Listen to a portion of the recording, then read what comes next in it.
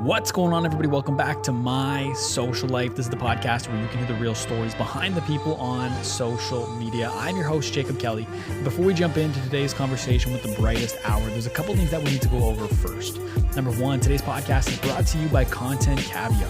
Content Caviar is my brand new monthly newsletter where I send you a recap of the best things I watched, listened to, and read over the last 30 days. There's so much content being created. Allow me to cut through the noise and send you a curated list of the content I enjoyed the most in the last month. You can head to jacobkelly.ca to sign up. And if you enjoyed today's podcast, please consider leaving a rating and a review. The more positive ratings and reviews we get, the more it helps new people find the show, and it really helps to grow the community that we're developing here. And if you're one of those people that have recently found the podcast, welcome. I'm very excited to have you here. Make sure you subscribe and stay tuned for future episodes. And to everybody listening, make sure you screenshot this, post it to your Instagram story, tag at the Jacob Kelly and at the Brightest Hour, and I will feature you on my account and send you a message as well.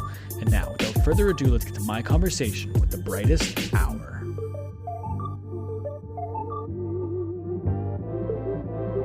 What's going on, everybody? Welcome back to My Social Life. This is the podcast where you can hear the real stories behind the people on social media. I'm your host, Jacob Kelly, and today we're joined by Irving DeYoung, aka The Brightest Hour. He's one of the most creative photographers on Instagram. He's a creative director. He has over 127,000 followers. And if you're an OG listener of this podcast, you might recognize his Instagram name at The Brightest Hour because episode 7 guest Kerbins Boisset and I talked about him and how dope a photographer he was. So it's cool to have him 83 episodes later on the podcast. Irving, welcome to the podcast. Thank you for being so welcoming. And wow, that's mad cool. I didn't even know that Kerbin said that, but that's dope because I mean I've been recently watching some of his videos, and he shouted me out in one of his YouTube videos, and I was like, oh wow, that's cool. So to find out that he made this happen as well, that's cool.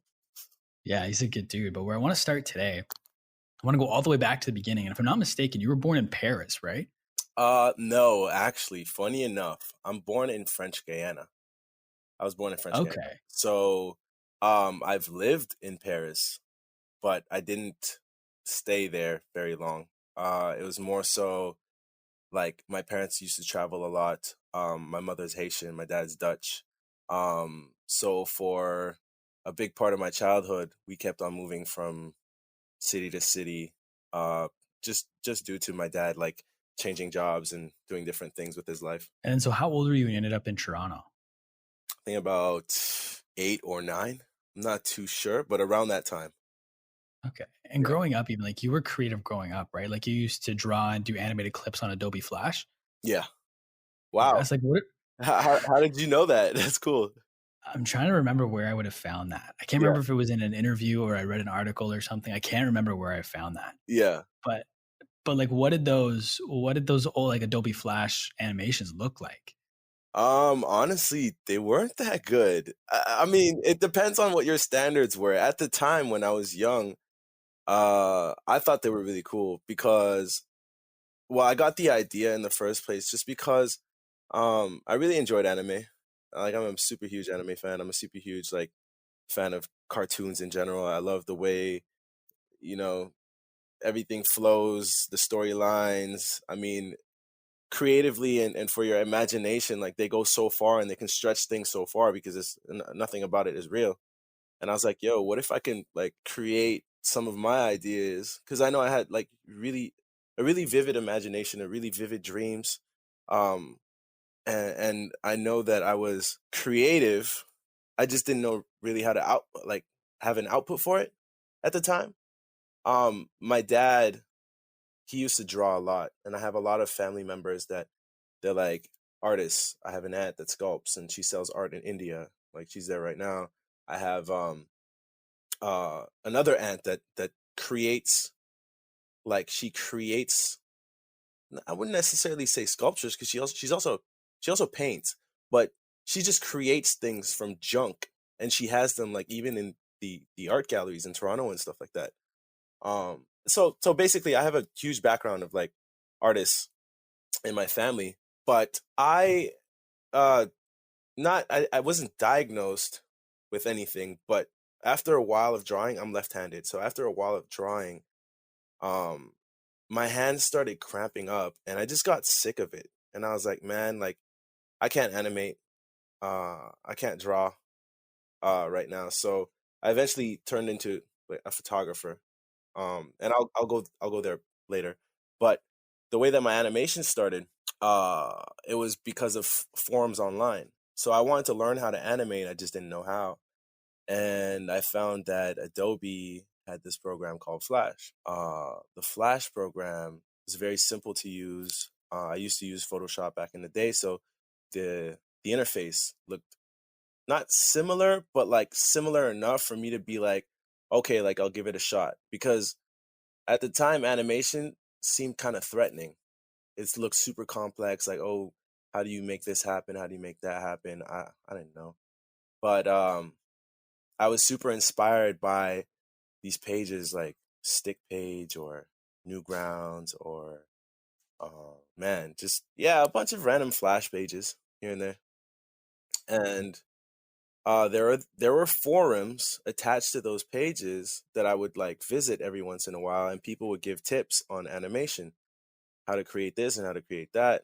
So I got into it. I remember submitting some animations here and there for like reviews and asking people, oh, like, am I doing well? Like, how do I do this? How do I do that? And I remember for my age, some of the animations, people thought that they were actually really good. And I never gave out my age. I was maybe like 13, 14 when I first started. And like at one point, I really thought I could be an animator. Like, it was it was so fun. I like aside from taking a huge amount of time, because that's one thing I didn't like to do. I didn't like to spend a whole lot of time just creating animations. I don't know if you know how that works, but um, there's like in film, there's like frames per second, 24 frames per second. So you have to draw 24 frames to get 1 second. And that aspect of it I didn't like because eventually when my hands started cramping up, I didn't want to spend that amount of time animating and drawing and just being uncomfortable. So uh although I thought I could have been good at that, it just got to a point where it was unbearable and I was like, man, it's time to find something else. And so you ended up picking up the camera when you were 17, right? So a couple years after those animations? Yeah, I'd say officially 17. I know I was using my phone a lot. So I got into Photoshop very early, probably around the same time that I did Flash, only because I would I don't know if you know what sprite animations are, but they're basically taken from like video games. So I did this thing where because I didn't want to draw as much anymore, I got sick of it. I would take these sprites, and sprites are the little character animations from these video games.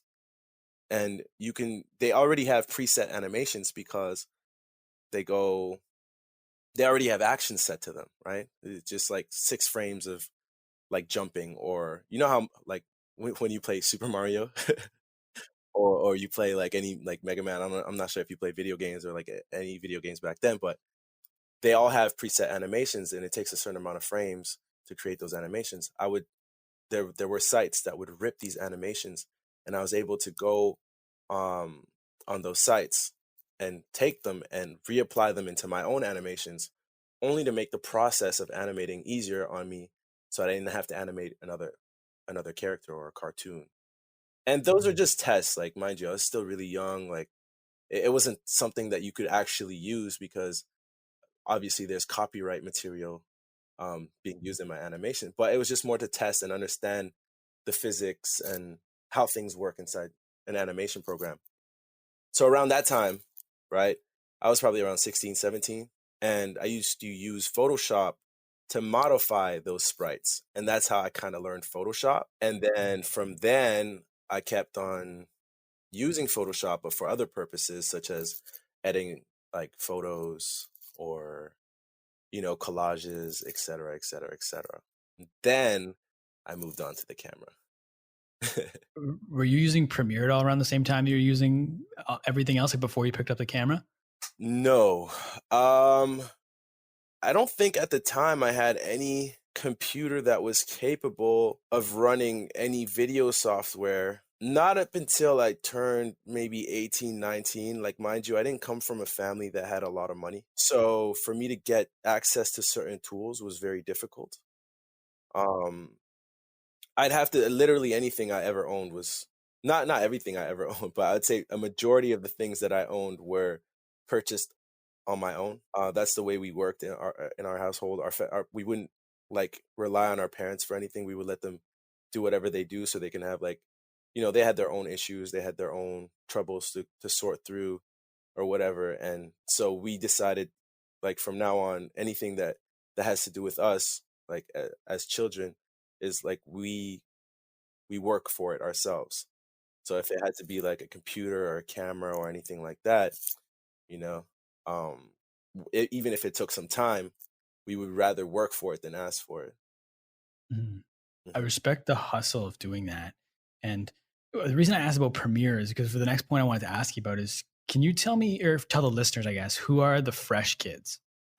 Oh, so my boy Sage Harris, um, call him my brother, but he's essentially my boy that I met back in the day, and we didn't even know our parents knew each other from before then. But I've known him since around 13, 14-ish. And he was a part of a group named the Fresh Kids. And they were like during the jerk movement, those dancers, they do the jerk, jerk, jerk, that stuff. He was one of the, if I don't remember if he was captain or if he was just like a huge member of his group, but him and his friends used to be called the Fresh Kids, and they did YouTube videos that somehow competed with another crew in LA.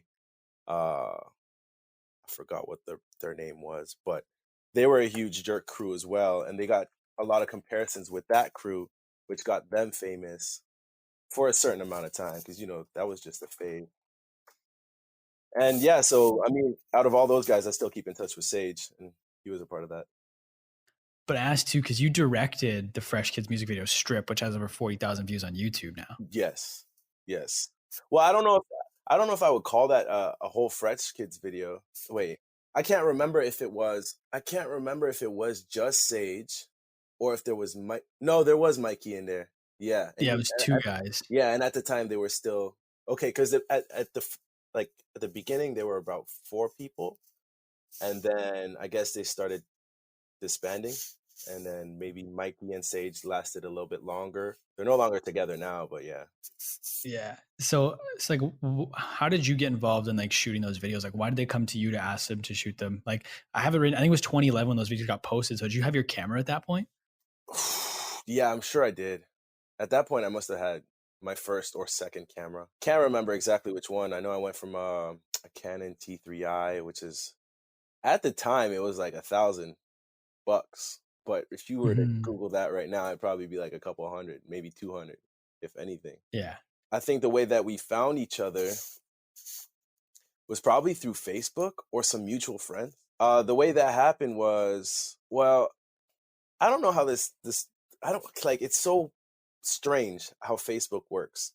Because back in the day, um, somehow I got a lot of friend requests on my Facebook, and I honestly can't like connect the reasons why. I know that there was like a few social Facebook groups where people just posted things and people would follow you or friend you up for no reason at all. It was just, like some really like corny, childish teenage stuff, right?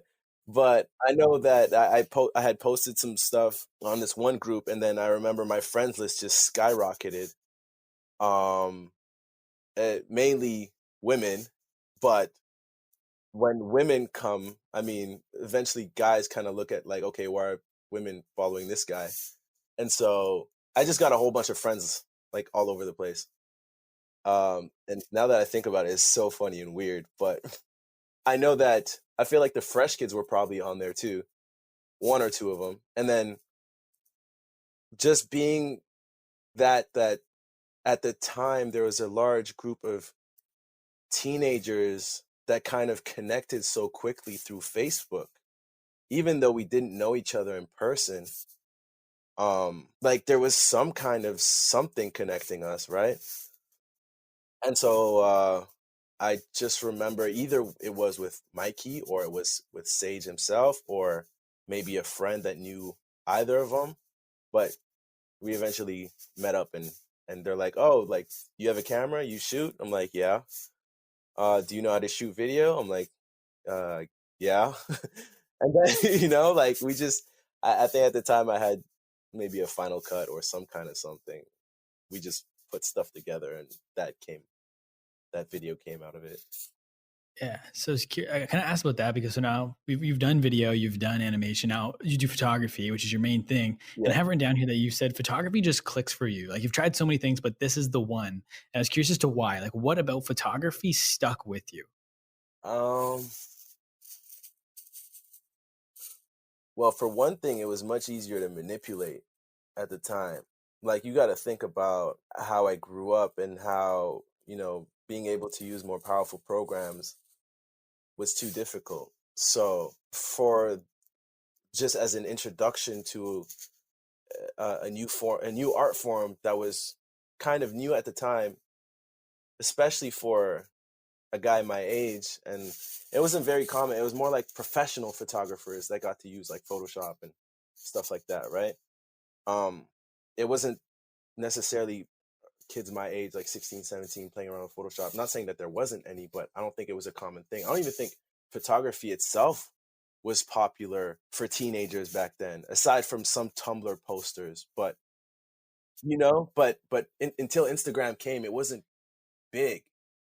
So to be able to, one, not be able to draw as much, but then to be able to still create with ease and feel so naturally interested in the process of like capturing and manipulating an image, it was just so different. It was new. It just felt fresh. It felt new. And just that alone, just the fact that it felt unique, it felt different.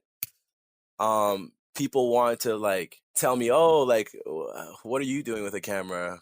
Because it was very different. Like think about it. Like I played like a few sports back then. I played some soccer, and I was very active. And mind you, for I guess growing up in Scarborough, the black culture didn't necessarily see that, especially in my high school, the black culture didn't necessarily see that as like a thing, But I liked it and I stuck to it despite what everybody said. And that's why like it just like I grew even more attached to it because it's like, oh, you tell me I can't do this or I shouldn't do this because of what we're meant to do or what you guys think what we're supposed to do.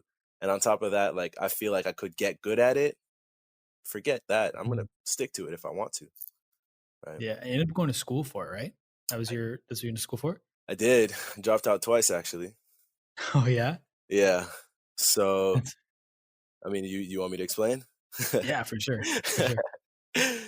So I went to Humber North. No, sorry. I went to George Brown first for the art and design program. I don't know what it's called now, but that's what it was called back then. And I was at the time thinking like, oh, because we didn't know how to I didn't know how to categorize what I was doing, really. So I thought it fell into the design like aspect, which it is. But the type of things that we were doing in class didn't feel like it fit what I was doing, you know?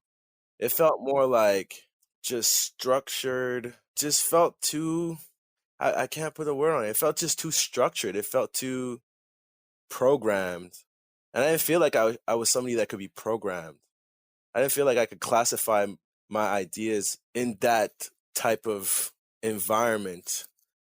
And I guess you'd have to be in the school to understand. But just school itself, after going twice, I realized that they have a very old school way of looking at creating and content. Not necessarily saying that it's bad, because it's not.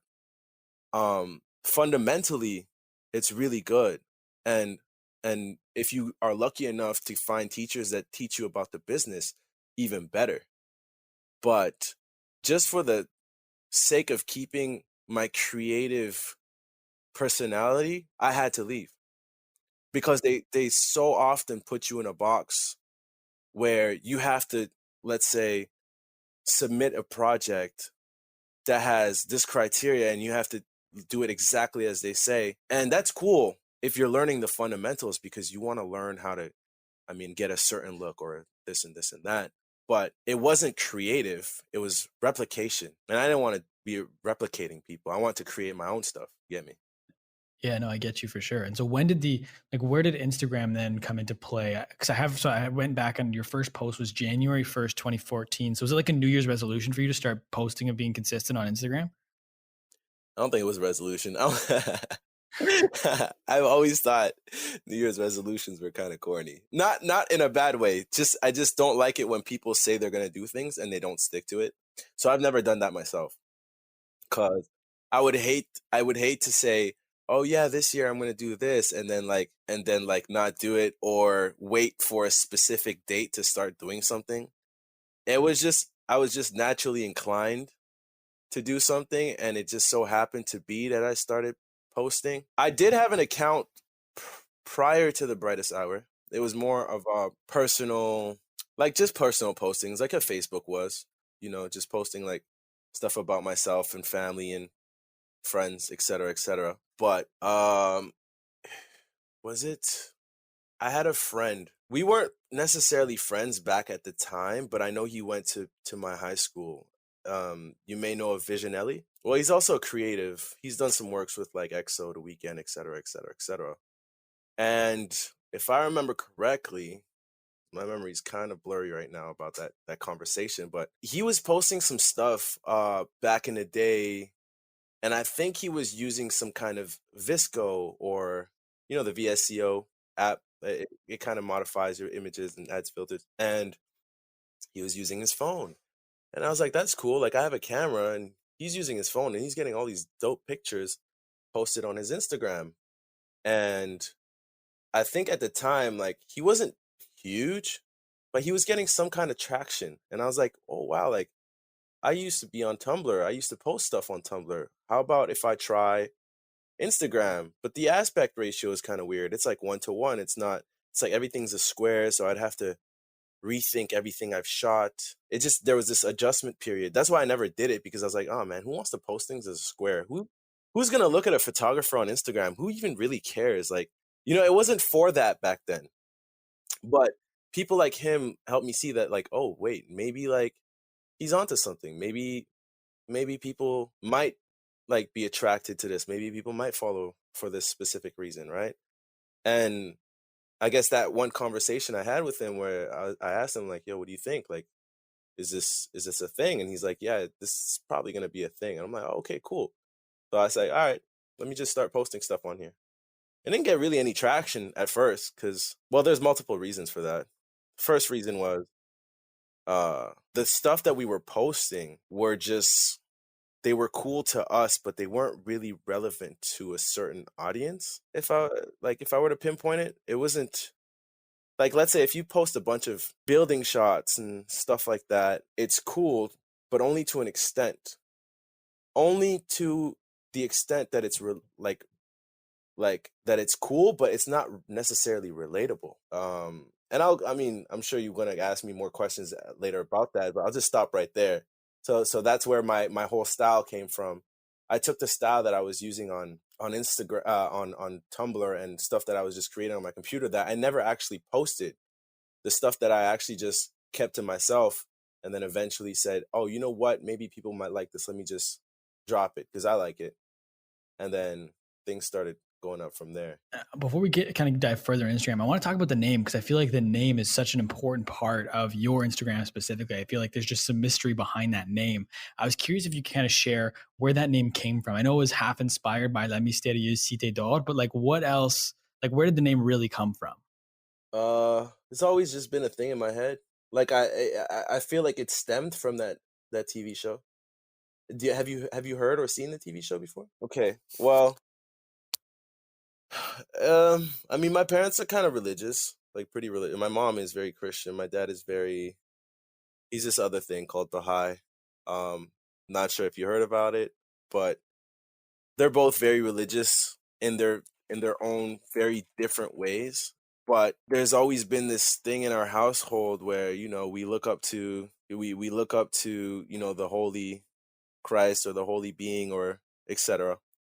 And I don't know if I necessarily view everything the same way that they do, And I don't like to get into those topics specifically for like everybody has a lot of criticism towards it. I'm not afraid about it. I just don't want to necessarily go there in this podcast. It's not about that.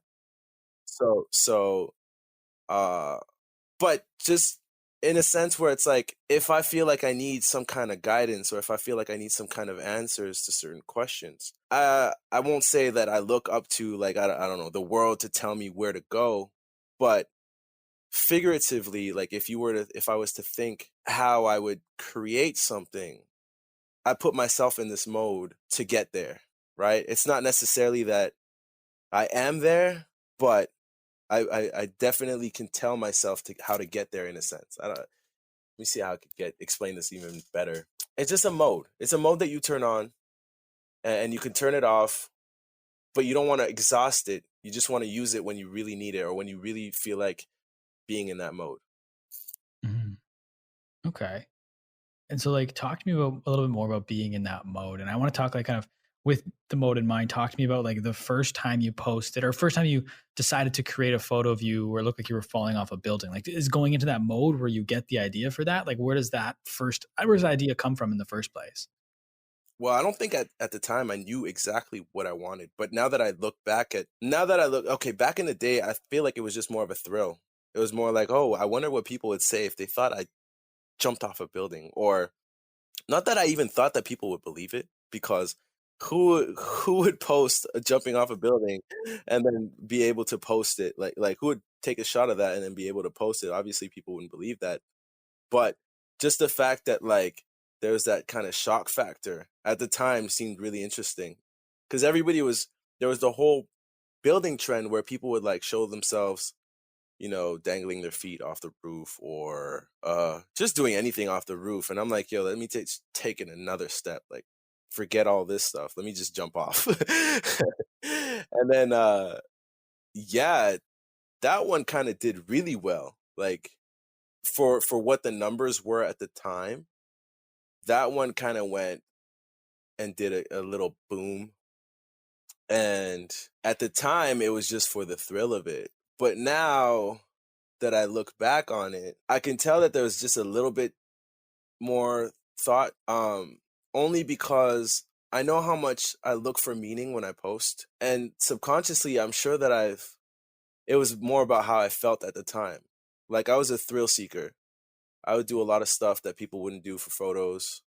I haven't posted a lot of them because if I did, I'd be in a lot of trouble.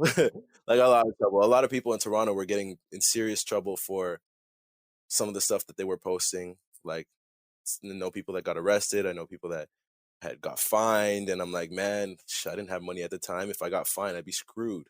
So I'm like, no, I'm not gonna risk posting all that stuff. But there was definitely like a lot of thrill and I know exactly why. It's more like I was kind of bored of life. When you're out of high school, um you don't necessarily know what direction you want to take yet. But you hate staying still. I used to go out every day. I used to shoot daily. I never like during my early 20s, maybe for the first 3 years, I would be at home maybe once a week. Like literally just stay from 8 till about 9, I was not home. And I would probably be home once a week during those time periods. But any other time, my family would always be like, where are you going? What are you doing? I was like, I don't know. I'm just going to go take some shots. Like, I didn't have a purpose. It was just more like I wanted to be as crazy and as creative as I could be.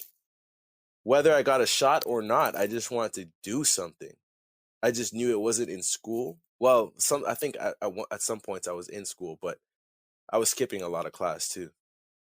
Yeah, I was skipping a lot of class too. That's for sure. Um, but yeah, that's definitely this thrill-seeking aspect of it, where when someone doesn't know what they want to do, they just go out there and try anything. Because I'd rather try anything than sulk in my room and be like, "Damn, like, where do you want to go next?" You know? What do you want to do? Or life sucks. Like I'm not that type of person. I'm the type of person like if I can't find something, I'm gonna go and try to find it. right? Mm-hmm. No, for sure. And so can you share any of those? You're saying you went on some like sketchy places to get some photos that you haven't posted. Can you share even like one story or something? Like, because I think after you posted that first photo, you looked like you were falling off a building. Like I wrote down here in my notes and I was kind of going through Instagram is you posted that one and you didn't really post one for a little while after. And it looked like you were doing a lot of urban exploration stuff and posting photos from those. Like, can you share any stories or anything from those? Like even one? Oh, sure. Let me see. I'm gonna scroll down my stuff as well as I speak. So I know that. Well, I could give you a story of how. I'm not gonna say. I'm probably not gonna go to the worst one, but I can tell you one of them. I know there was this very popular building that everybody used to go up, and the elevators weren't working. From floor 50 to floor 70 or 80. It's one of the really tall ones that were still under construction. A lot of people were really like happy when we heard that building was under construction, and we're like, oh, while it's under construction, not a lot of security kind of passes through there. There's just the construction workers, and at night nobody goes. So some guy called Bright and some of his friends said, hey, like, I wonder what that looks like up there. And there were a few other people actually before Bright and his friends that were posting images from there. And we're like, oh man, not we, sorry, Bright. Bright was like, oh man, like they gotta go. Like they wanted to really see what was up there, how the view would be from there, because it was one of these roofs that nobody has ever seen. Not a lot of people have seen what it looks like from up there, and thought that if they go up there um, first, or not necessarily first, but you just want to see something that's different, something that like it's just beyond what you've already done.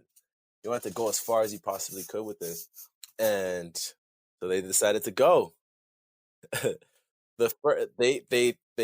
They started asking people questions on how to reach, because it was a very when things are under construction, obviously there's a lot of security and a lot of like it's like very difficult because there's no elevator, there's no so you kind of needed someone to help you figure out how to get there. And mind you, like I'm not a master of thieves or a master, like, what's it called? Those Assassin's Creed guys. Like, yeah, I'm very into parkour and all that stuff, but I'm not one of those guys. I'm not going to go and climb 30 extra, like levels with my own hand, like free-handed. Like, nah, I'm not that crazy. I'm crazy, but I'm not that crazy.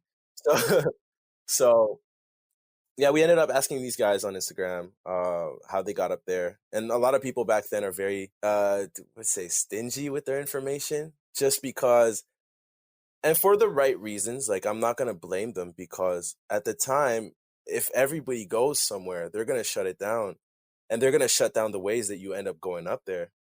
It's gonna ruin it for everybody, and we didn't want that to happen as much as they didn't want that to happen. So it's very hard for everybody to share information, but if they could end up trusting you, and you guys became like good like friends over social media or whatever, then they would tell you how to get there.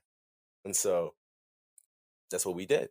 uh Eventually, I'm sure we ended up talking to someone who's like, hey, like, if you want to get up there, just know that the elevators don't work, but there's still um fire escape.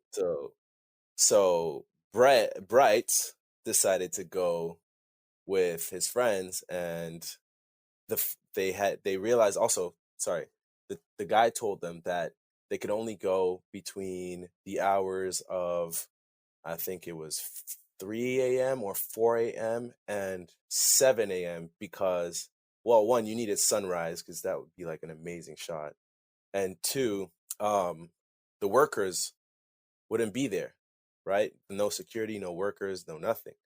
So that was the optimal time to go. So mind you, Bright's from Scarborough. He's not from downtown. He has to go and find a way all the way there.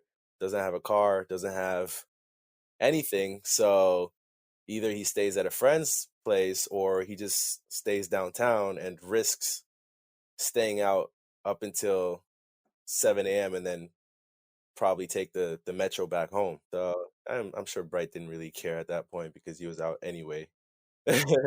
So he ends up going with his friend, and the first night, because there was multiple nights, the first night they attempted, for some reason or another, the same door that they said to go through, the guy said to go through, was locked.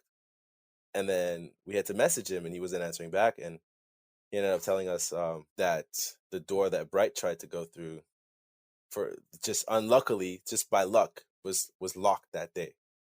But then the next day he happened to go, and it wasn't locked. So that first attempt sucked because he had to go all the way there, and he had to stay overnight. The buses and trains weren't running.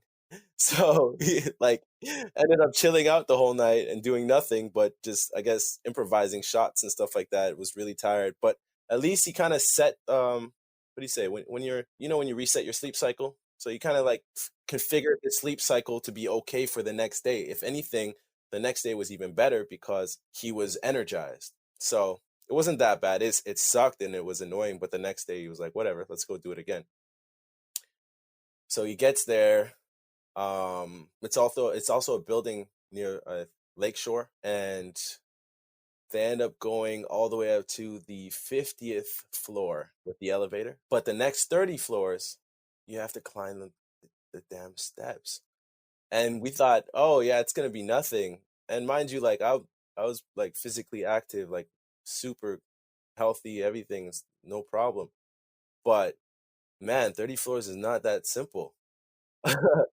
So to get to the top, legs are burnt out, mad burnt, and they take the shots. Everything is cool. Didn't think that they would get in any problematic situations, whatever, waiting for sunrise. And then say 2 hours later, there's some steps coming up. So they get frightened. They're like, oh my God, what's gonna happen now? There's only one door down, there isn't two. So start like finding areas to kind of blend in with the night. And somebody opens the door. Ends up being that it was just other photographers. So we're like, oh, damn, cool. Like, thank God. And like at first they even tried to scare us. They're like, yo, who's that? Come down right now. And we're like, oh man.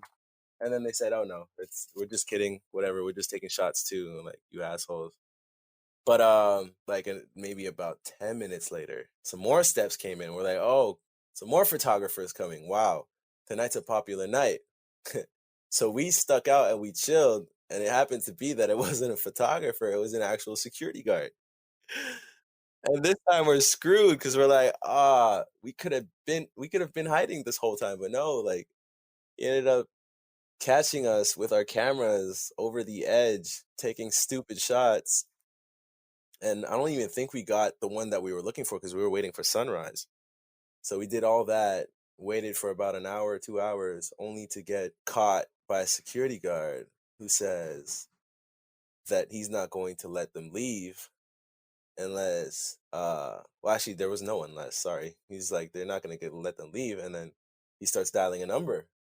So I don't know what Bright was thinking, but he's like, nah, that's not going to happen. Brushes past him, and even with the dead legs that he had, just jogs all the way down those 30 steps and gets to the elevator. We thought, something happens here, and this elevator takes forever. Don't know how fast things can happen, so take the steps. Just because, like, you don't know how the elevators work. Like, I don't know if we were naive or whatever. You just think like, oh, if they're capable of like stopping an elevator or something, that would be really, really bad. So Bright was like, okay, cool, let's just take the steps. Runs all the way down the steps. So went 30 plus 50. And I tell you, by like 20 floors before the lobby, they stop and they're like, damn, like, what was this night for? This sucks. Like, legs are dead, could barely just even run down, but the adrenaline is still there. But that's what's running through their minds. They eventually get to the lobby. The lobby door's closed. Somehow it's locked. check another door. Somehow that one's locked. And then the third door happened to be open, and they hear some noises, like a car pulling up and some lights, and they just casually walk, because if they ran, it would be obviously too suspicious. But they ended up casually walking and looking like nothing was seriously happening, and that was the end of that. But yeah, that was a crazy story from Bright. That is a wild story from Bright. Can't believe that happened to him. Yeah. It's not like they, like, to be honest, they wouldn't have done anything to them, but just the fact that it wasn't the right position, the fines were getting pretty bad at the time. They were getting up to like $5,000 fines. And to be honest, like, nobody wants to pay a school tuition a semester for, a college semester for something so stupid. So it's like, no way of risking that. Forget that. That's a wild story. But I want to move from Bright. I want to move back over to you, back over to Instagram. Yeah, That was that's a cool cool. story though. But so I believe so you started on Instagram, like I said, January 1st, 2014. And the earliest brand deal I could find that you would have done would have been November 2014 with Daniel Wellington. Would that have been the first one you did? Honestly, could have been, but it could have also been Zane Road. Zane Road from Australia. Mm. But Uh, it's like, that go was ahead. that was the first. Yeah, I guess you could say that was the first one. That was the first one. What was your reaction at that point in time? We're not even a year before, you weren't even considering Instagram, and now someone's willing to give you a nice luxury product just because of your Instagram. Like, what was your reaction at that point in time? Cool. That's cool. Like, just the fact that it felt like you were being, so at the time I could say it felt like a reward, because it's like, oh, this wasn't all just to get, because there's a point where likes feel nice, right? Because you're being appreciated for posting, and especially when you're young and that whole aspect of social media is new, and it's way different than Facebook, because Facebook is friends and family most of the time, for the most part, but Instagram is total strangers. So just understanding that it felt like a reward at the time, because it was like there was only so much a like and a comment could do, but to get an official product, to felt like you were being sponsored, that people cared enough and see value in you in that way, that they could probably make money off your channel, felt good. So I was like, cool, for sure. It didn't develop into oh my god, this is sick, until probably later, but just the fact that initial thought was probably like mad cool. Yeah. Yeah.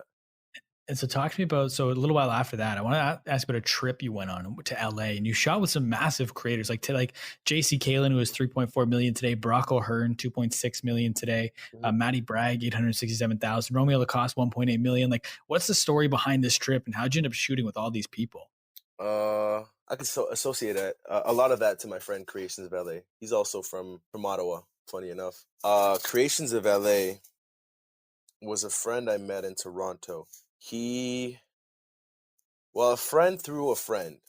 And we also knew about each other from Instagram and all that, but we didn't know each other in person. And we never kind of even, not that we didn't bother contacting each other, it just wasn't a thought at the time, really. Because we had kind of similar styles. He was doing conceptual work, I was doing conceptual work, and we would like each other's stuff back and forth. It was just like a really cool, oh, I see what you did there. Oh, I see what you did there, like, type thing. And I guess by pure coincidence, not too long after, we were introduced by a friend. And from then on, I think someone asked us to work on a project together, because they liked both of our styles and said, hey, like, if you guys put your heads together, we'd be able to come up with something creative. It was for another brand, another Toronto brand. His name is Irwin. And yeah, so then we became like really cool friends after, not only because we connected so well on a creative perspective, but also just because like our personalities clicked. We were just really great friends. So he ended up taking a trip to Los Angeles before me. I'm not sure how long before, but he had told me, he's like, "Yo, come to LA. Like, Toronto's cool and all. Don't think Toronto's not cool." But he said, "You don't understand what Los Angeles is like. It's a whole different perspective of how they use social media. It's a whole different perspective. Like, when people think of Los Angeles, they think of Hollywood, they think of movies, they think of this and this and that. And coming from Toronto, not ever being there, not ever knowing anybody that was from there, you see it like as untouchable or like, oh my God, it's Los Angeles. So I had never once thought at that time I should go to Los Angeles. Not being from Toronto anyway, not from where I was from, not from what we were doing at the time, not from where I grew up. It just wasn't a thing. But when he said, "Oh, you should try it," I was like, "Oh, really? What's over there?" Like, I guess why not? Forget it. So then I remember saving up some money, and I said, "Okay." I flew there. Ended up meeting with him. He had already. He's like a master of just socializing. You know, could have been also the age gap. He's like 4 years older than me. Um, in some ways at the time he was smarter socially. I was a very closed in person. Um, not completely, but I have a lot of introvert moments, like super introvert moments where I don't want to talk to anybody. I don't want to be around anybody. I don't want like I just get trapped in my own bubble and it kind of affects the way I communicate with people sometimes because it doesn't allow me to open myself for just anybody to see who I am and see what kind of like things we have in common, et cetera, et cetera, et cetera. So it's just hard. It was just hard prior to that to just expose myself on a personal level, right? But he was a little bit different. He has just this natural ability to communicate with people and connect. And something that I learned like that was I can attribute my like ability now to connect with people with his because that was the first time I've seen that in person. The way he was able to do that, he was really good at it. So he introduced me to a few people, and from shooting, I'm not sure who I shot first, but from shooting the first person that I shot, other people from my Instagram saw that I was in LA. Because I'm not the type of person. I don't think I say, "Oh, hey guys, I'm in LA. Like, want to shoot with me?" Da da da da da. Like, maybe I did post that, but I didn't think anybody would actually reach out because at the time you're not that big. You kind of don't care. Like, you're just trying things. But then eventually, I think JC hit me up and he's like, "Hey, bro, I've been following you for a bit. Um, want to connect?" And I was like, "Why not? Let's do it." Either it was him or if it was me, it could have been either or. But I know he followed me at the time, and he said that he's been following me for a bit, and he really liked my stuff. So one of us probably said, "Hey, what's up? Like, let's connect," and then we did. So then there's this whole snowball effect where not only has my friend Creations of LA already been connecting with people, and he has his own snowball effect, but I'm having my own snowball effect where I post something and then whoever they follow start following me and then have requests, and then it just keeps on going on from there. And at the time we're like, yo, what can we provide to these people that they don't already have? What is it that we have in our skill set that can make them feel like there's value in us, aside from being friendly, because we're not the type of people, we're not like, we don't think we're too good for anybody, we don't think anything of the sort. We're just like open. We want to connect with people, we want to have fun, we're just figuring things out. And so that led us to meeting a whole bunch of people. Like, we may have posted just those people, but the amount of people that we met I think I stayed there for 14 days. The amount of people I met in those short 14 days was insane. And we weren't even with a celebrity. Like, we weren't even going around and traveling with us. Just the fact that we were there and that people actually genuinely connected with us brought me around rooms that I was like, whoa, from being in Scarborough to being here is a massive difference, you know? Mhm. Yeah. And so would have been like after that trip where your Instagram really started to pop off? Yeah, in a sense, we could say that that helped. That definitely helped. Like, just it got more people from other places to view my stuff because I feel like prior to that it was more Toronto based. Mhm. So like would that be like you say the biggest point when things started to pop, or would it have been like when you did the video with Peter McKinnon? Is that where like you experienced your most growth in the shortest amount of time? Well, they have two different types of audience, right? So Peter McKinnon's audience is, well, it's a lot of people that want to get into photography, a lot of people that want to get into creating content while being behind the camera, right? Mostly being behind the camera. Now, I mean, vlogging is a lot more common and popular, but now a lot more people that vlog and stuff like that are following him. But I know that the people that follow me was not so much vloggers from his followers, but more people that want to create content. And as for the LA people, that I think that the way they helped me reach out to others was more for the other side of it, where you want to be in front of the camera, right? Or just their fan base. It's a different fan base. It's a whole completely different fan base. And me being that I'm in front and behind the camera, it kind of worked in a weird way because I can collect Peter's followers for being behind the camera. And I can also collect both types of followers from the YouTube or Instagram or celebrity stars that I was working with in Los Angeles. So there was this kind of nice blend that would happen because anywhere I would go, it works. Anything that I would do would kind of work. I could collect followers from pretty much anybody. Yeah, and you have like, and on top of that too, you have such a unique style that people don't really find anywhere else. And I want to think, I was trying to pinpoint like when you really would have started to like take your photography style to the next level. And it probably would have been around, I want to say late 2017, early 2018. Is that where you would kind of say you started to really, I don't want to say up your game, but start to just experiment with different types of content, whether it be like moving photos or Uh-huh. really, really difficult edited photos? Would you say it was around that time when you really started to take things to that next level? Yeah, probably. If it looks that way, it probably was that way. I can't Yeah. I can't say that I stamp or mark. I'm not the type of person to mark my progress. I don't look back. I usually more so look forward. It's only if it's super obvious to me that I can recollect that memory. But if it was when you said it was, then it probably was, Fair. Um, but there I have many, many moments, even right now, where I look at my content and I'm like, man, screw this, I can do way better. Like, not I guess it would just be more to like keep myself motivated to just say, hey, like this is not over. This is just only a piece. There's no end to this. If you want to get better, you can just take the time. Yeah. And so like how would you describe your photography style? Like when I try to explain it to people, like I don't really know how to put it into words. Like how do you explain it? I would say, well, if I were to put it in words, it's just creating.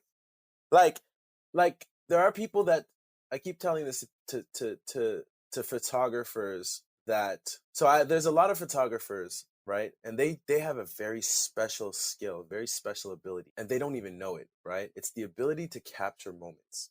And they take that for granted because it's very easy to take up, but it's not very easy to master. Okay? And especially beginners, when they come to me and they say, man, I want to shoot stuff like me. And I look at their portfolio and I see that most of their stuff is concerts, weddings, portraits, very realistic, captured in the moment or candid or stuff like that. And they don't feel like it's like they want more, you know? And and I look at their work and I'm like, man, your stuff is actually really good, but they don't see the worth in what they're doing only because it's not complex. It's not like crazy. It's very simplistic or it's very minimal. And there's this misconception that minimal is for some people, not for everybody. I'm sure there's a lot of people that appreciate like like simpler forms of photography, but there's a lot of people that don't. And so I told them this: there's a skill in capturing a moment, And then there's another skill in creating a moment. You guys can, not saying that I can't, but I prefer to create what's in my head than capture what I actually see. Because then the message that I express comes 100% from me. It's not a message that I caught and then started explaining. It's a message that I formulated inside of my head, and I've found a way to output it onto a platform. Do you ever feel trapped, or in a sense, in terms of your certain style that you can post on Instagram, or like, do you feel like that you have to kind of like raise the bar with every single post? Like, is there ever any pressure or anything like that? I definitely felt at one point that there was that type of pressure. Like these days, I see things from a completely different perspective. And I'll get to that. But back then, yeah, because it's a whole new thing that's going on. There's people that get paid, and you want to get those sponsorships. You want to get those likes, because that not only like is posting the most craziest things going to get you it's not only is it going to get you traction, but you also know that the sponsors love it. The people who pay for you to put their product in their stuff, in your images, they love the fact that you're so different. So you think that at that point in my head was like, if I go better, if I just get better or crazier and crazier and crazier, I feel like I'm gonna be very hard to compete with. And I realized very early that the harder you are to compete with, the more you're going to get, like, the attention, because they love individuals that can separate themselves. That's why people pay people. There are these people that can remain the same but do the same things better. And then there are these people that they might not do everything so great, but because they're so different, it'll get them attention and sponsors and etc. And at first, like, I'm not gonna say that it was about the money. Money is cool and all, but at the time, it wasn't like I was getting a whole lot of money either. It was just more like, this can propel me much further if I invest in this skill set than if I just started copying every other trend. That's interesting. So then with that in mind, like saying how like you were making a little bit of money, and today, like, is Instagram for you, is it a significant source of your revenue, or is it more so just like the top of funnel? So people will get exposed to you and your work through your Instagram, which then leads to paid jobs. Like, what's that kind of look like for you? It's a bit of both. And the reason it's a bit of both is because I'm not the type, like, I could never post something that I don't agree with. I could never post something that I was paid to do, and it was just completely against what I stand for, you know? And like, if I were to show some people the requests that I've gotten, and mind you, I'm not even a huge account. People think 127,000 is huge. In my eyes, it's just like, this ain't nothing. Like, it's so whatever, There's people with millions. Look at the Kylies, look at the whoever. They're huge. Not that I'm comparing, but it's just to remind myself, to humble myself and say, like, dude, 127, whatever, it's nothing. So to get some of the offers that I've received from certain people and some brands where I'm just like, I would never post this. Like, I just look at that and I'm like, dude, I would never post this. Not because not because that they're doing something wrong. It was just more like, damn, this doesn't align at all with me. If I posted this, my fans would be like, ew, like, what's wrong with this guy?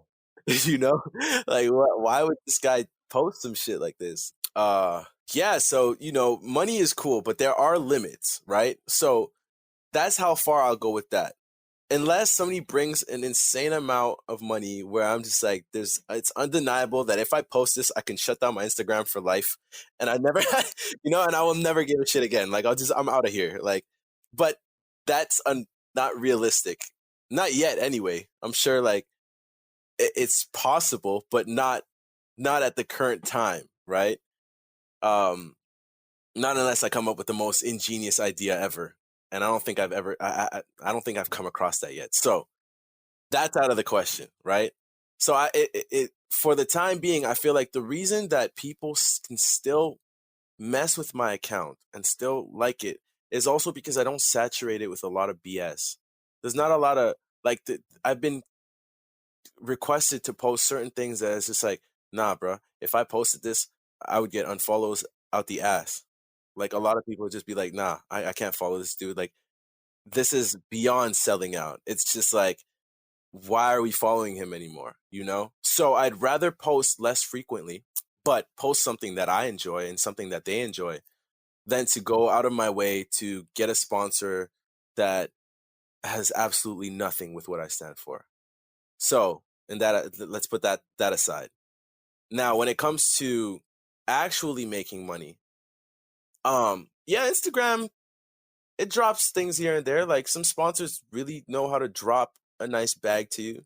But my day to day video directing, photo directing, etc., um, those actually are like they bring me way more than actual Instagram, especially if you learn to build that connection from Instagram, right? Mm-hmm. Instagram brings you people, but it's your job to go and take it to the other level. Yeah. And so like with knowing now that like you make more money off of Instagram than on Instagram, like how like what is I don't want to use the word commitment level, but like how much time are you putting into Instagram right now if you know money is more outside of Instagram and you're making good connections and having a lot of success off the platform as well? Like what does the balance look like now between the two? Well, I'm not necessarily off Instagram or less frequently posting just because of my like offline life. It's more because I'm in this space right now where I want to remember what it was like when I first posted. You know, what was it all for? Who was it for? Why does it matter? Like, you know, there's a lot of things that like value wise and morally just are slightly different in the way I think now. And I don't want to just post stuff for not to say not the entertainment of others, but I don't want to like I need a reason. I want a reason as to why. And I'd rather wait till I have something important to say or a message to write than to just talk out my ass. You know what I mean? I'm not the type of person like I don't want to generate and fake. There's a lot of like times where I would sign in on a social network and I would see the type of messages and I question whether it's because it's like just to generate attraction or do they really mean what they say? And going forth the way that I'm growing up, I want to mean what I say. I don't just want to say things just to say things. You know, I want every word that I write about, everything that I want people to catch on to. I want them to mean something. I don't want them to just be things I say just so that people can be like, "Oh my god, like wow. How?" Like no. I definitely want to make sure that everything I say resonates. And that's why I post a lot less because I reflect a lot more. I spend a lot more time by myself. I spend a lot more time diving into deeper things. And when I'm ready to go back and create content as frequently as I did, it's going to be because I found a better reason than for the reasons I've had when I was younger, which was excitement, thrill. You know, it's not that I don't want to catch a thrill, but um, those don't motivate my actions anymore. Mm-hmm. So kind of with that in mind, like what has to happen? Because obviously you're not posting, you still post every once in a while. So like what has to happen? What spark has to arise for you to decide to go out and make content? Like what headspace do you have to be in for that to happen now? Well, first of all, I need the time for it. So I still am very busy. Like I'm just looking right now, I'm looking at the board that I have in my room and I'm like, dang, like there's a lot of stuff on this thing. So time is definitely a thing. I also need to, like I said, figure out what it is that I want people to be exposed to when they when they go down my channel, you know?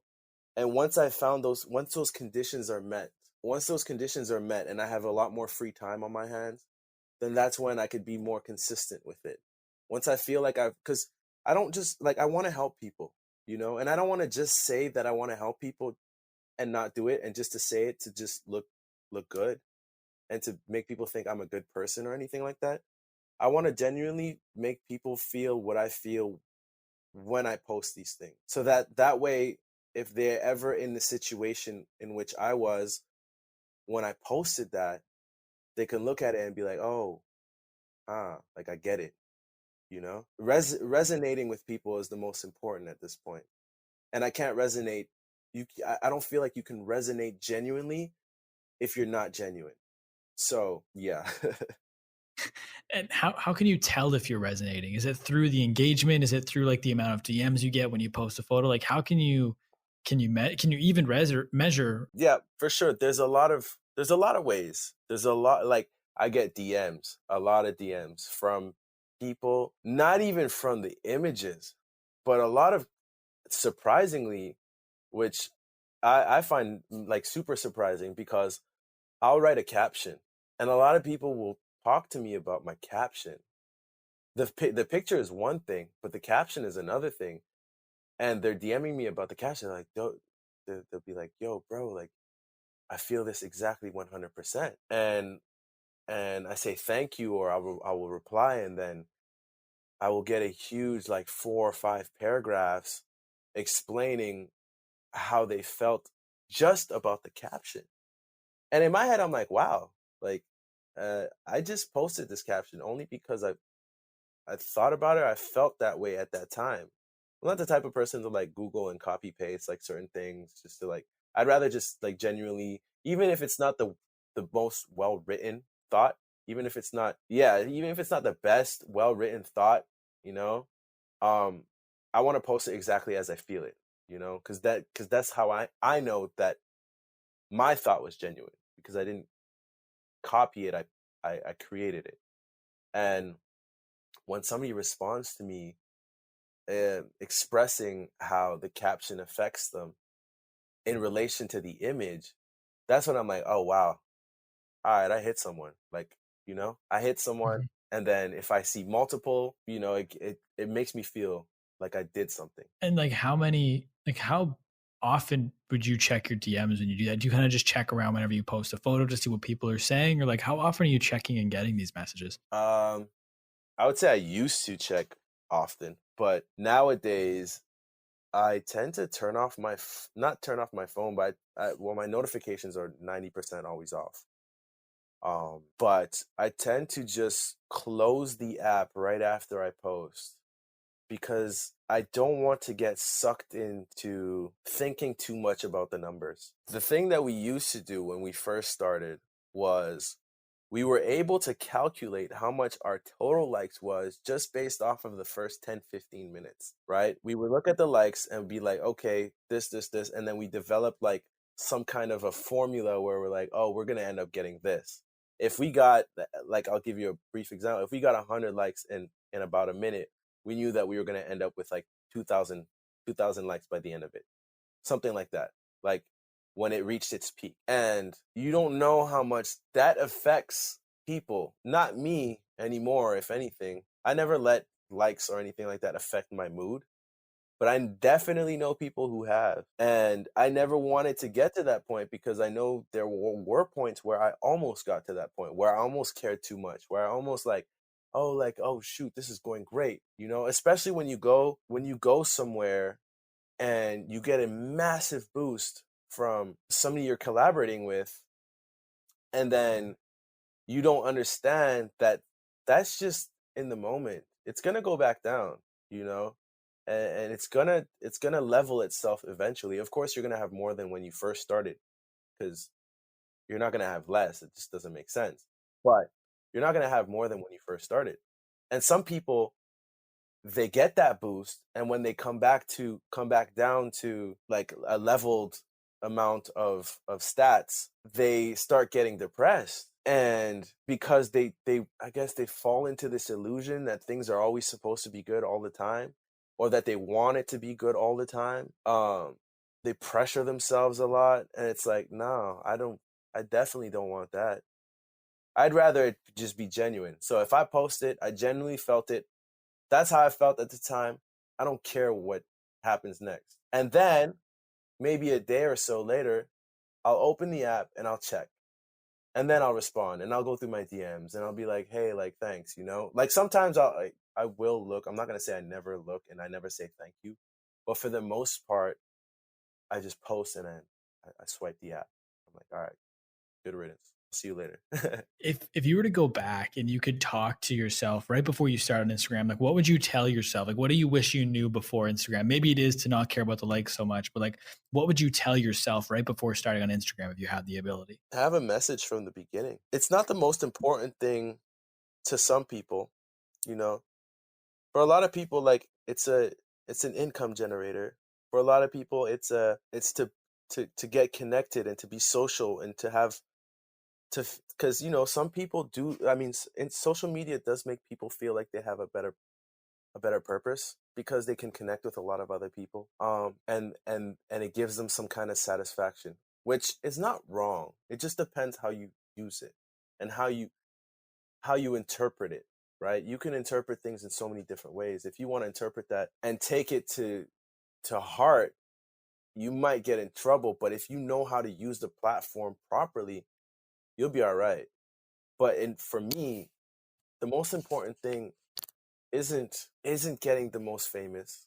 It's not getting the becoming a billionaire off selling off advertising products that I couldn't care less about, you know. Um, it's not. It's more like, hey, if I get to say one thing and tomorrow I crash in a car or blah blah blah blah blah, like what are they gonna see when I scroll? Even if people never even check my stuff, even if they don't even check my shit after I die, like whatever. At least if I did and someone cared, what did he post about? What was he trying to say? You know, what was he trying to do? And that's cool enough for me. Like it's more like how, you know, like figure out why it matters, figure out what you want to do with it and understand that like when you do if you do hit people, like make sure that it matters. Like make sure it makes sense. Make sure you gave them your genuine best and that's it. Mhm.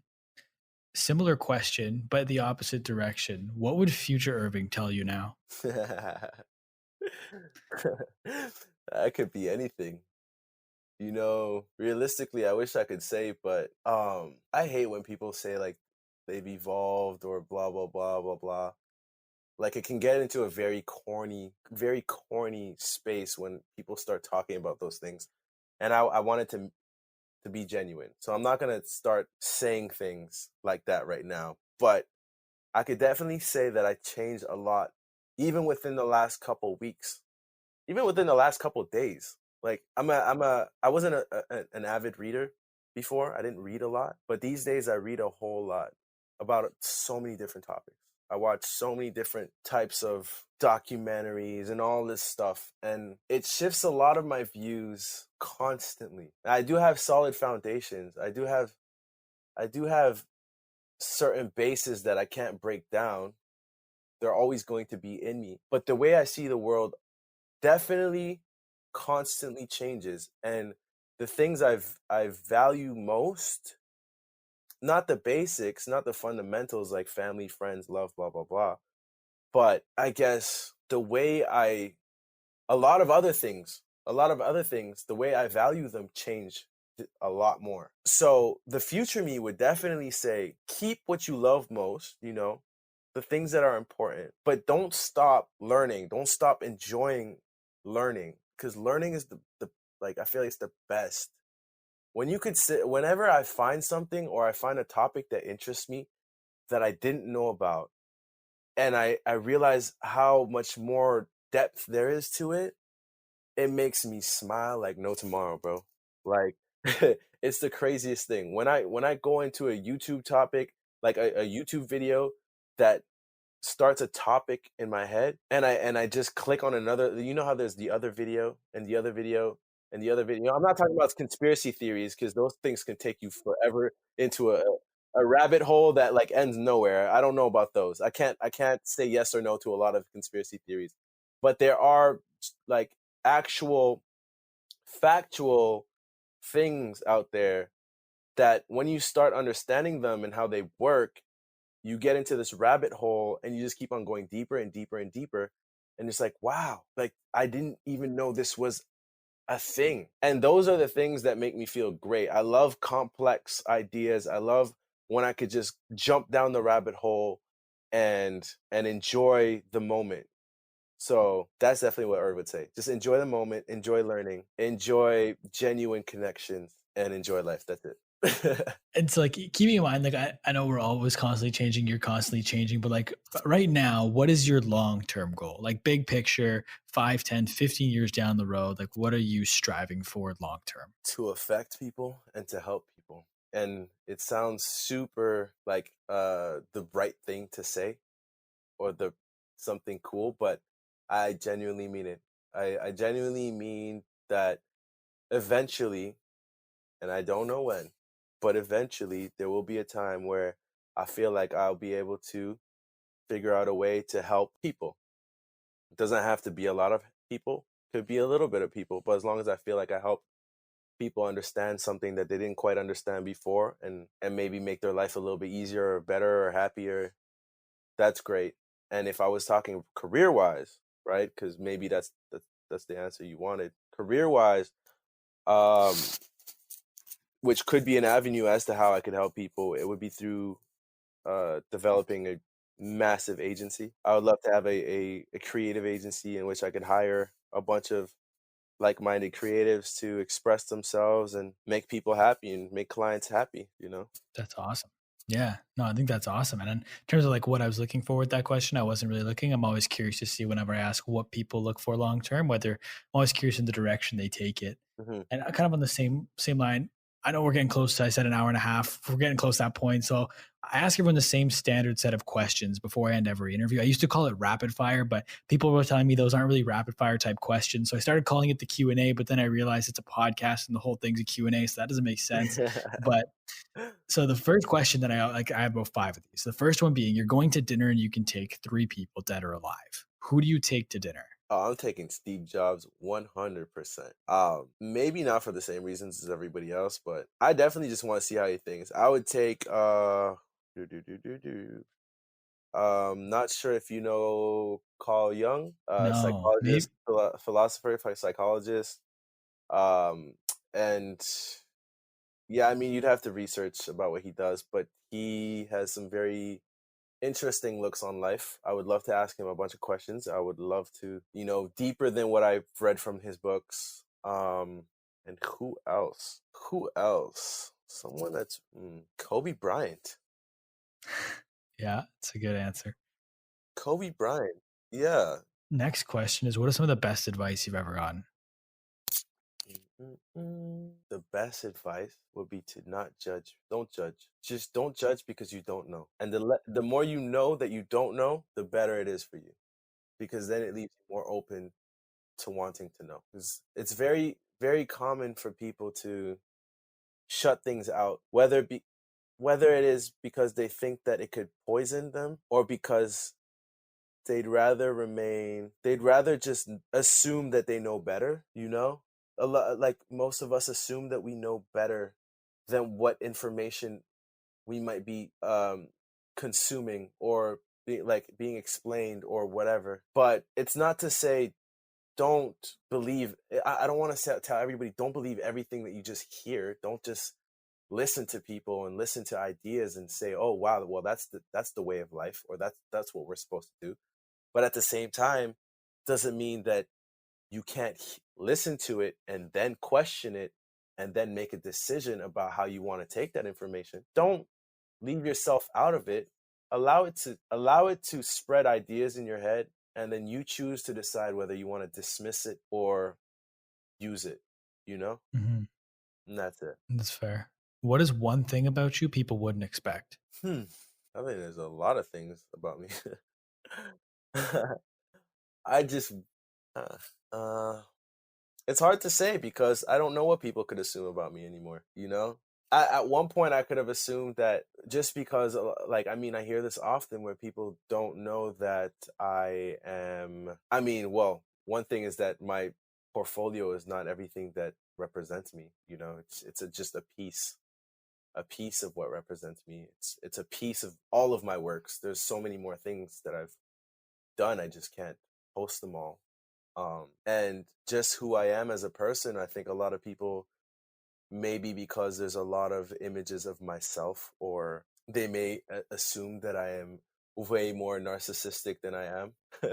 but but when they meet me in person, they realize that like I'm super, I guess, open-minded. I'm friendly. I'm not, I'm not the type of person that thinks that I'm way too good to ever answer anybody. I never talk like I do. I never talk like I'm above other people. And so I think like a lot of people are afraid to come into contact with me or to have a conversation with me based on what they see. But really, like, man, I'm super chilling. Like, it's mad chilling, like mad chilling, just mad chilling. That's all I have to say. What's one thing that's so important everybody needs to know? It could be anything. Anything. To understand others is to understand yourself. Okay. What do you mean by that? To be able to understand others, right? And just going back to the no judging. I think to be able to express art to others, you need to understand yourself, because art is what's the word again? Art is translated by people differently, right? And like even just language itself, even just sentences, even just me and you speaking to each other, there's like some kind of artistic things about communication, because the ideas that I say out of my mouth aren't necessarily translated the same way that I wanted them to be translated. Let's say if I said something, you take those words and you interpret them in your own head as something, right?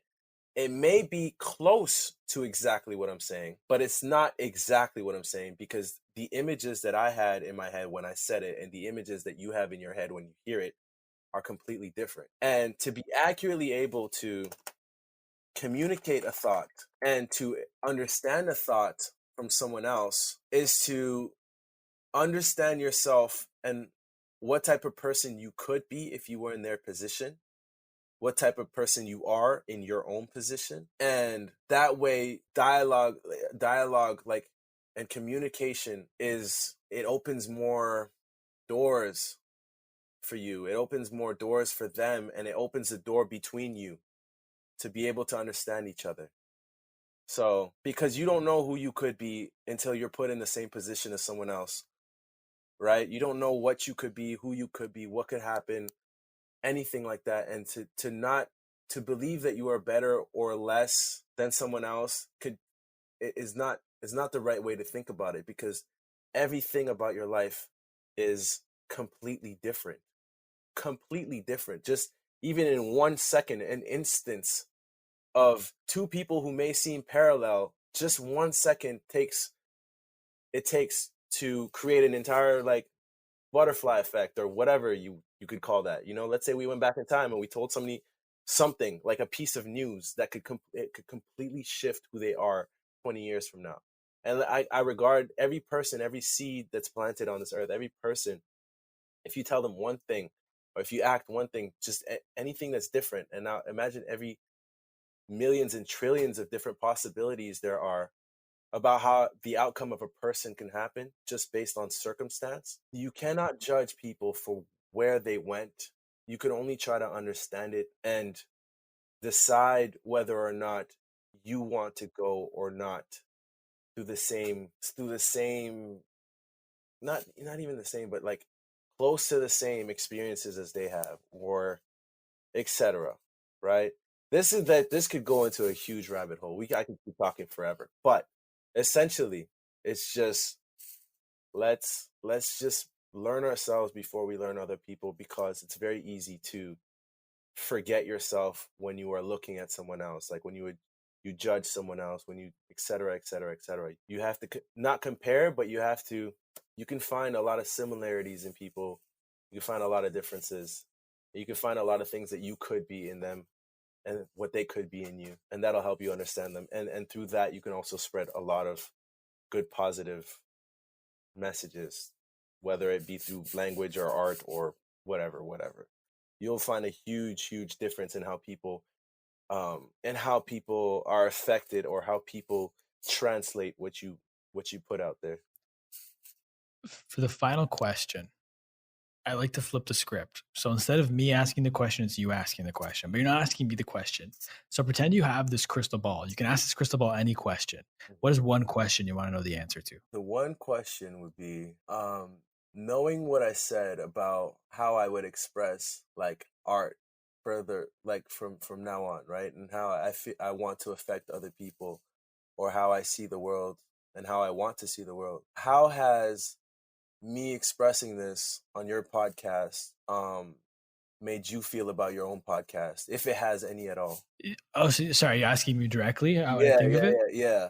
It because you said I should ask you a question, right? Sorry, so you can ask, sorry, no, so you can, and I will answer the question, but I was saying like you can ask this. So it's like, imagine you have a crystal ball, and that crystal ball will give you the answer to any question, like philosophically or about life or anything that you want to know. Yeah. You can get the answer from this crystal ball. Oh, if I could ask the crystal ball a question. Yeah. I wouldn't want to ask it a question, because I wouldn't want to cheat my way through life. Fair enough. I like that answer. I wouldn't want to. I would rather, it would feel like cheating to me. Mm-hmm. If I knew let's say if I asked the crystal ball the secret to life, or if I asked it like some difficult question that we haven't found ourselves yet, I wouldn't find that, I wouldn't enjoy that. Maybe for fun I would, and then I would try to delete it out of my mind, because I hate the easy way out. I would rather somehow like just figure it out, No, that's totally fair. And back on the question that you asked me, I think like the thing that I always wonder, and I feel like I don't get a lot of feedback on it, is what do people get out of the conversations I have on this podcast? Because obviously I love doing this. I love getting a chance to talk to people. Mm-hmm. But what do people get out of it in terms of like having a message behind what you're doing and doing something, creating things for other people? Mm-hmm. What is the value people get from these conversations? Why do people listen to this podcast? What is it about the conversations that they think there's enough value there for them to come back? Yeah. So you're asking me. No, sorry, no. That's just kind of like, I don't really have a direct answer. Like, that's kind of where you're just saying that you're providing value. Yeah. Okay. So you feel like, okay, I understand now. Yeah. So it's I just got like lost basically in there just a little bit, because I didn't know whether you were asking me a question, or you were asking yourself, or you were answering your question. It felt like all three at once for some reason. I don't know why. Maybe a little bit. I think just this conversation that we've had has led me to the like, I'm not asking the question you directly, but just the question in general is, what do people get out of this? That's kind of like because you want to, like, having a message behind what you're doing. Like, what is my message behind what I'm doing? That's something that's a takeaway I'm going to have, is something I'm going to have to think about after this. Mm-hmm. That's kind of like what I got. Mm-hmm. But I do want to thank you for taking time to be on this podcast. I really appreciate it. I want to give you the floor. Where can the people find you? Do you have any work coming up? Plug anything and everything you got right now that you want people to know about. Just for now, for the time being, just follow me on Instagram at the Brightest Hour. I am in the midst of creating more content. If I look at my board, there is more content coming. Haven't put dates on them yet, because I need the right time to post and the right time to create and then to post them. But they will be there. And then definitely in the near future, I will start generating a lot more, just based on the fact that I am finding new ways to generate ideas, like from my own self, just through the experiences that I'm having, through the things that I'm reading, through, it's like, it's not like cheating basically, but it's more like I am able to find things that resonate with me a lot quicker through exposing myself to more experiences at once.